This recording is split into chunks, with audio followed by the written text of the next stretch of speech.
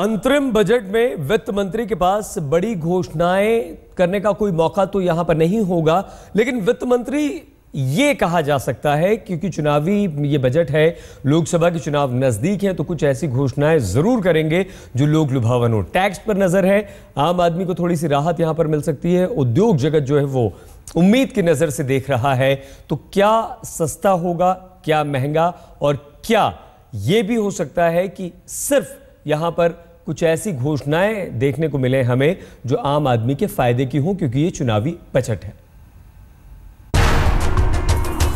इस बजट में सरकार चाहकर भी कोई हवाई किले नहीं बना सकती है और जनता सरकारी हवाई किलों से परेशान कुछ जमीनी राहत चाहती है। महत्वपूर्ण घोषणाएं तो नहीं हो सकती, लेकिन बजट है तो कुछ उम्मीद भी है। टेक्सटाइल्स एंड गारमेंट सेक्टर है, लेदर सेक्टर है और जेम्स एंड ज्वेलरी सेक्टर है। तो ये ऐसे सेक्टर हैं जो एक एक्सपोर्ट ओरिएंटेड भी हैं और एम्प्लॉयमेंट भी जनरेट करते हैं, और जिनका डिमांड अभी वापस जो है एडवांस्ड इकोनॉमीज में रीइमर्ज हो रहा है। तो इन सेक्टर को फैसिलिटेट किया जा सकता है आने वाले टाइम में, इनको providing them various incentives in terms of creating employment and generating exports in the international market. महानगरों की सड़कों पर फर्राटे भरती कारों को देखकर लगता है कि चौपहिया वाहनों की कंपनियां दनादन पैसे पीट रही है, लेकिन महंगाई के मारे देश में गिरती बिक्री और ऊंची ब्याज दरों ने ऑटो कंपनियों के सामने भी मुश्किल खड़ी कर दी है। उन्हें एक्साइज ड्यूटी में छूट की उम्मीद है ताकि कुछ राहत मिल सके। हमारी एक्सपेक्टेशन ये है कि अभी आपका बड़े गाड़ी का जो 30% ड्यूटी है वो that has to be brought down to the previous level, number one. The other one which is the vehicle cost more than 4 metres, उनका ड्यूटी भी उन्होंने इंक्रीज किया है, वो भी एक्सेस ड्यूटी कम हो जाए। और सिमिलरली अगर ये मिनी कार का ड्यूटी भी if it is brought to the previous level, तो that will be an encouragement to the industry. That is what we are all expecting. इन सबसे अलग आम आदमी की हसरतों का आकाश बहुत छोटा है। उसे तो बस इतना ही चाहिए कि जिंदगी की गाड़ी चलती रहे। आटे दाल का भाव सुनकर जेब की हैसियत हवा न हो।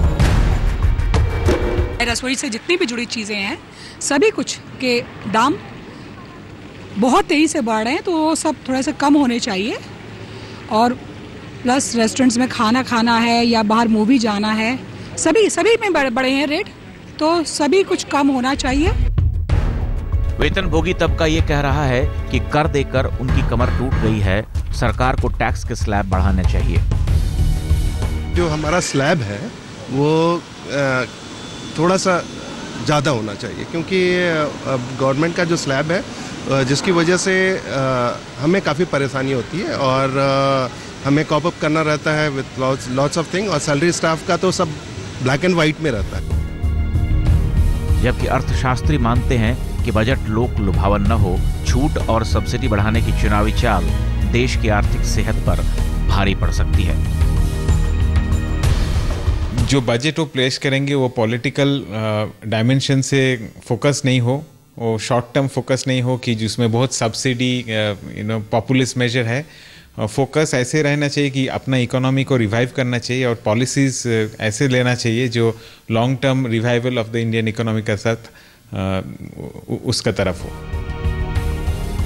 वित्त मंत्री पी चिदम्बरम ये बता सकते हैं कि 2012-2013 में आर्थिक विकास की दर दशक के सबसे निचले स्तर पर क्यों रही और सरकार वो कौन से कदम उठा रही है जिससे विकास की पटरी पर देश की रेल दोबारा रफ्तार भर सके।